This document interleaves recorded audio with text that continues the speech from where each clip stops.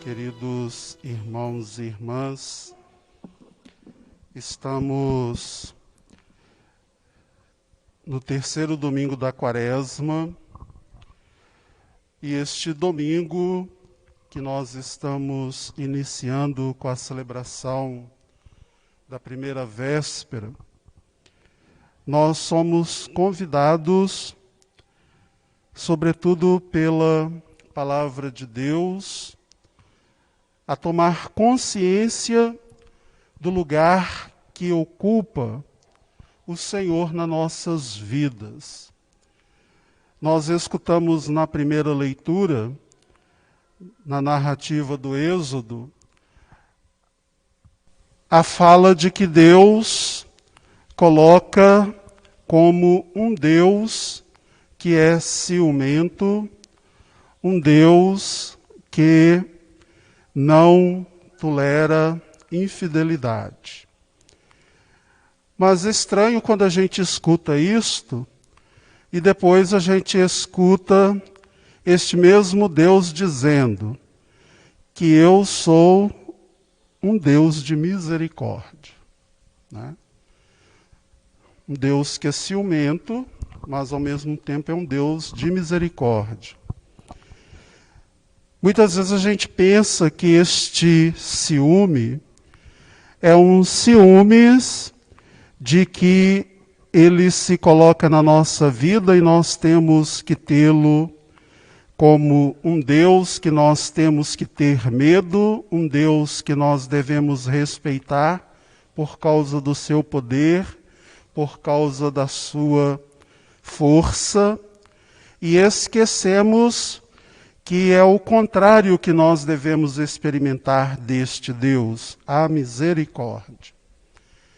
E aí a gente escuta ele falando dos mandamentos que vão ser a lei que Moisés dá ao povo de Deus, para que viva como este povo que é agraciado pela misericórdia de Deus, voltado para Ele, não dando espaço para outras coisas que possa tornar-se Deus na vida deste povo. E aí a gente vai ver que os mandamentos têm esta plena realidade. É pela misericórdia que nós vamos saber respeitar os mandamentos. É pela misericórdia que Deus se manifesta que nós vamos conseguir fazer os 10 mandamentos ser uma regra de vida. E isso é muito mais profundo do que meramente a gente se tornar vigilante da nossa vida. Eu não mato, eu não furto, né? Mas o matar aqui não é somente tirar a vida. O matar aqui a gente mata de diversas formas. Quando a gente se omite diante do sofrimento do meu irmão e da minha irmã, e consequentemente omitindo e permitindo que meu irmão ou minha irmã seja consumido ou consumida pelo sofrimento, eu não estou de fato amando a Deus sobre todas as coisas, porque Deus se manifesta plenamente no meu irmão. Quando ele fala, não cobiçarás a casa do teu próximo, aí está, de fato, aquilo que é a verdadeira solidariedade e fraternidade. Nós não precisamos ter o que o outro tem ou fazer algo contrário à nossa consciência, muitas vezes até o tirar, até ou usar de forma ilícita, para que eu também possa ter igual a ele. E quando a gente se esvazia os mandamentos, nós estamos colocando outros deuses no lugar de Deus na nossa vida. E aí a gente entende o evangelho de hoje, que é chamado de os vendedores do templo. Primeiramente, era necessário ter lá bois, ovelhas, pombas, porque era obrigatório o sacrifício.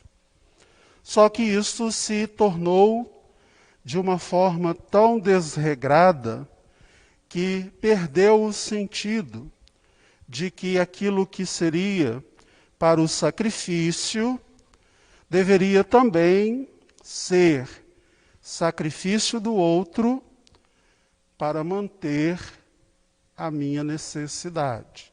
Portanto, aí o templo vira este lugar de troca e de comércio.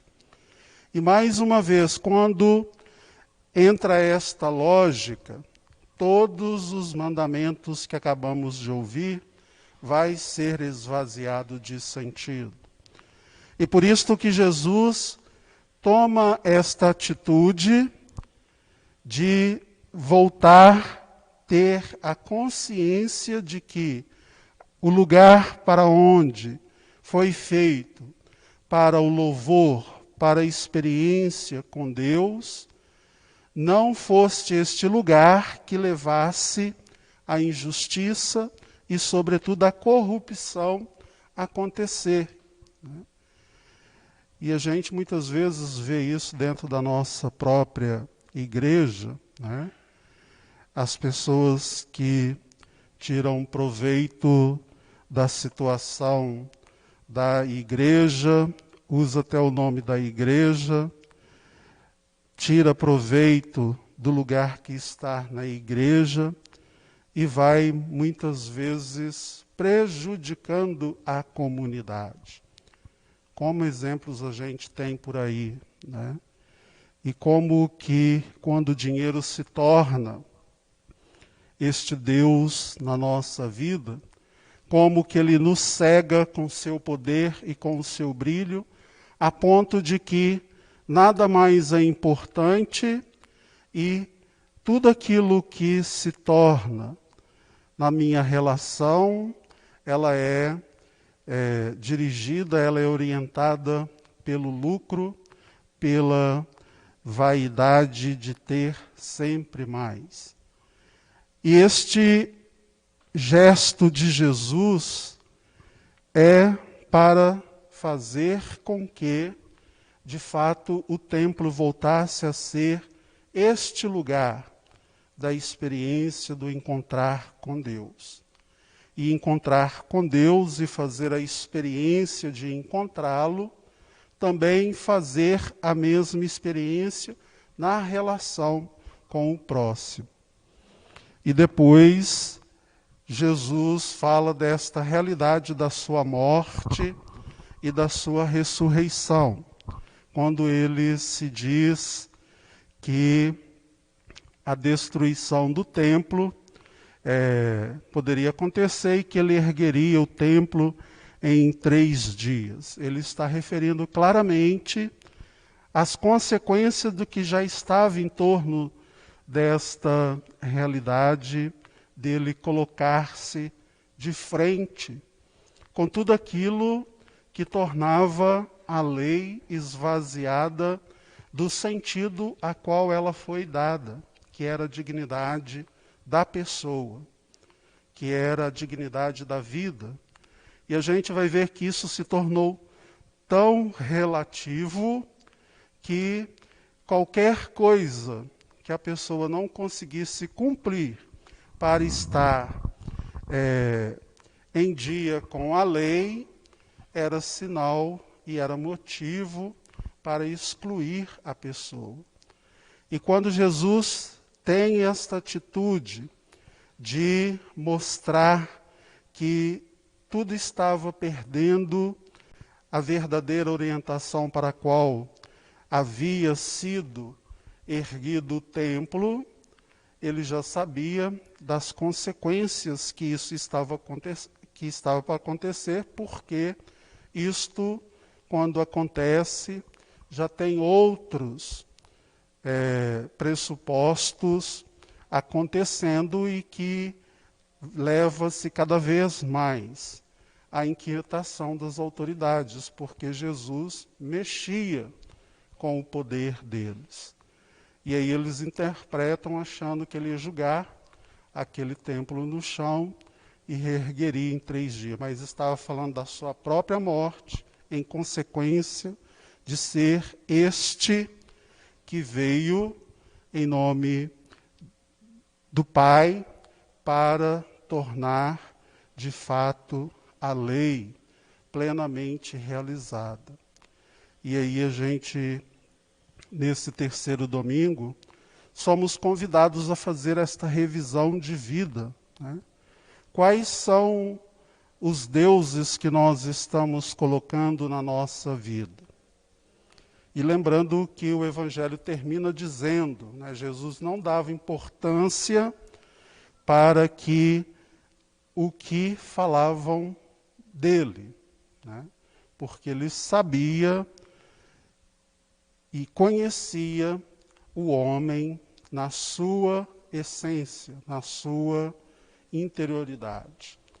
O que nós temos feito que nos leva a ser, de fato, homens e mulheres que muitas vezes não damos o testemunho deste Deus da vida na nossa caminhada de fé. É a terceira semana que nos convida a pensar sobre o lugar que Deus ocupa na minha vida, na nossa caminhada de fé, na minha relação com o próximo.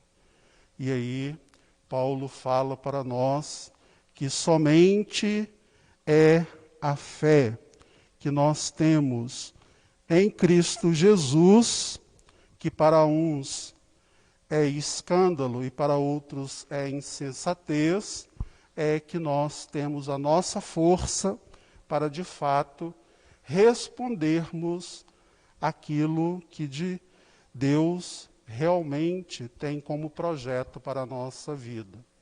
E Cristo manifesta isto, né? Veio, sofreu uma morte humilhante, escandalosa para muitos, insensatez para muitos, mas ele veio para mostrar para nós que o Pai, ele quer que nós sejamos homens e mulheres de vida plena em abundância. E aí a gente cantamos o Salmo, né, que deve ser esta essência na nossa vida. Senhor, tens palavra de vida eterna. E de fato, Cristo é a palavra de Deus que nos dá a vida eterna. A ti, ó Deus, toda graça e louvor, hoje manifestas o